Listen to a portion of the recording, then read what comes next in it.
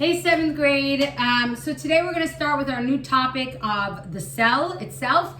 We're going to basically try to fly through this week, getting through all the different parts of the cell. Hopefully we'll be able to do that. So I'm going to start real quickly on talking about there are two different kinds of categories when we talk about living things. There's actually two categories. And the two categories are prokaryotes. And then the other category is eukaryotes. And I'm sure you guys have never heard of these two different terms when referring to living things. But we're going to talk a little bit about that today. But for the rest of the week, we're primarily going to focus on eukaryotes. We're not really going to talk about prokaryotes. We're just going to talk about a little bit of what goes under the category of prokaryotes. So prokaryotes are actually, there are two categories under this of this main group, and that is going to be what we call archaea. I think it's like this. I think it's spelled like this. I always spell it wrong, but whatever. I don't even know where I have it. But okay, it's spelled something like that. It's like an AE or EA. Maybe it's like EA, something like that. Whatever. And bacteria. So we have archaea and bacteria, and they kind of like are similar, but they're slightly different. We're not going to get too much into it. But bacteria, you're all familiar with. You've heard about it, right? You've experienced it if you've ever had some sort of bacterial infection, right? Archaeas, we don't really contact. They're very extreme. These are called extremophiles, and that's because they love extreme environments. And when we talk about extreme environments, we're talking about high heat. We're talking about methane.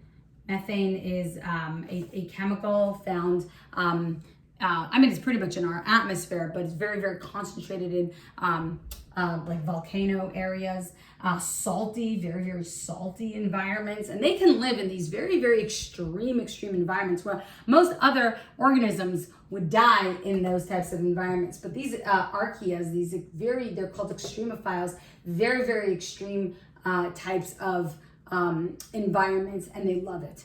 Whereas bacteria, they kind of live in your average, regular, normal environments. A lot of times they live in our bodies because we have the ideal temperature. We're loaded with lots of nutrients. And so it would be great, great for bacteria to really set a home up, within us. And we experience that all the time. They pretty much, bacteria pretty much live everywhere. They're pretty much found on every surface. We will never live in a world that is completely,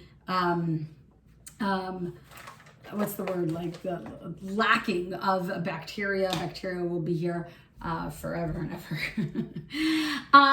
So that is basically where prokaryotes, that's the category of prokaryotes, are these two, and they are slightly different than eukaryotes. They do have bacteria, they do have DNA. Bacteria and archaea do have DNA like any other living thing. They're not like viruses, right? Viruses are different, but they have DNA, but they have a very simple, maybe one little circular strand of DNA. Ours is a lot more complex. They don't have many organelles. We talked about organelles. What are organelles? They're individual structures that have very specific functions. They don't really have, they have organelles, but very limited. And so they're just very simple organisms, okay? Mostly unicellular as well. Eukaryotes can have both unicellular and multicellular. But so today, the big focus is really going to be on the eukaryotes. This whole week, we're going to focus on the eukaryotes itself. We are going to talk specifically about plants and animal cells, even though there are many different types of cells, lots of different categories. The focus is really going to be plants and animals, and we're going to try to get through all the different organelles that make up the plants and animals. So eukaryotic cells. Okay, so you'll hear them as either eukaryotes or eukaryotic cells. And the focus is going to be plants and animals. And we are going to talk about the organelles.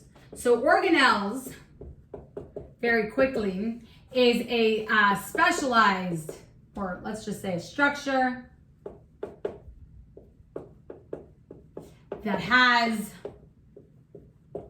a specific function in the cell.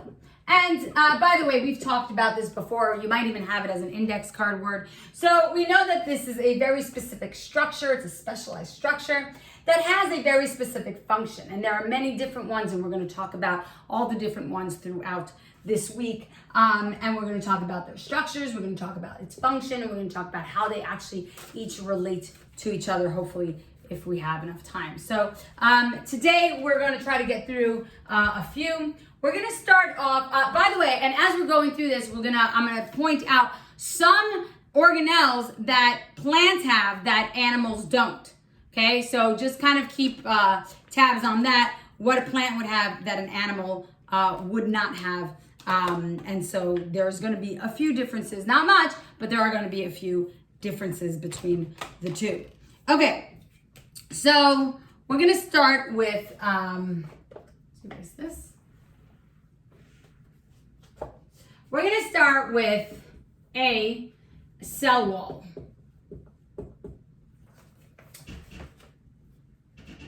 Cell wall is found in plants, and they're very specific to plants. Some bacteria have cell walls as well, but the cell wall, and we're going to talk about why it's very specific to plants, and how the structure is made. What's the material that makes up the cell wall? So the plants have a very rigid structure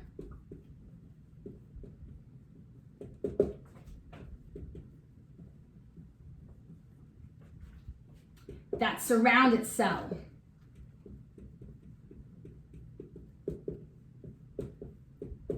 So it has this very rigid structure that surrounds itself, and it's very important because it gives the cell its shape and its strength. Okay, so it's important for shape and strength. Think about it like this. Plants are exposed to the environment. Okay, they're outside. They're exposed to all the elements out there. And so it would be really crucial for that plant to have something to allow for almost like self-defense, right? To give it some sort of structure that allows it to be able to withstand all the harsh elements that basically surround it. And so it's very important for that cell wall to keep that cell protected. If that cell wall wasn't there, the plant would have a very hard time really being protected. Whereas us, if we lived outside in the environment and we're constantly bombarded by, the different elements in the environment, it would really wear away at our cells because we don't have this rigid structure. There are other cells that have it too.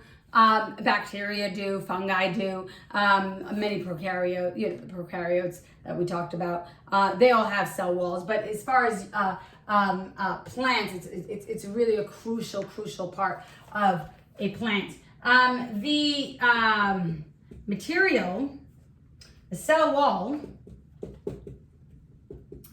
is made of a very complex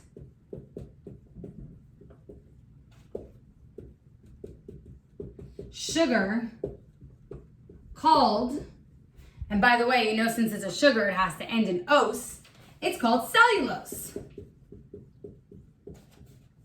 Cellulose. Okay, which should be easy, right? Cell wall, cellulose, right? It's a sugar, so it ends in ose. So cellulose is a type of sugar structure. It's a very complex structure. And if you think about it, if this, if this was the cell, right? This cellulose kind of forms like a net-like structure outside of the cell itself, and it's like really a complex structure.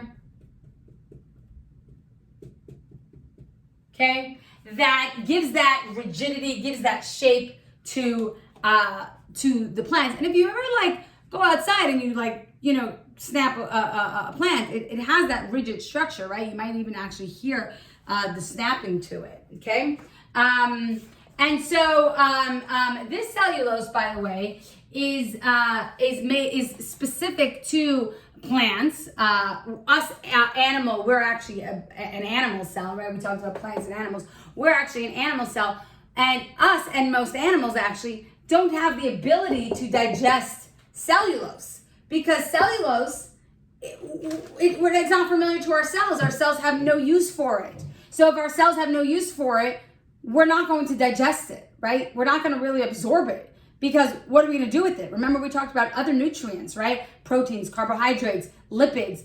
Well, if we're eating those things and it's useful to us, our body's going to take it, recycle those materials, and use it to build and repair our cells. But cellulose, our cells are made of cellulose, so we have no use for it. And so what our bodies are going to do is just actually eliminate it. It's going to get rid of it. We have no use for it. And so this is actually something that our bodies don't need, but actually could use. And this is also known as fiber. Fiber, which is a very, very, very important nutrient. It is a nutrient that we don't necessarily absorb in our cells, but it actually helps in keeping our bodies clean. It maintains movement through the digestive tract, and that's why it is really, really, really important, okay? So fiber, even though we don't necessarily use it, it actually could be very beneficial to us. And so when we eat plants, right, we're gonna get that cellulose, because the plants are made up of cellulose. We're gonna get that cellulose in the form of fiber, and it's going to help maintain our health in kind of like, it's like it wasn't necessarily a primary benefit, but kind of like a secondary benefit. Like we were able to at least utilize it for something. All right, I'm gonna stop here and we'll continue tomorrow with some more organelles. Have a good day.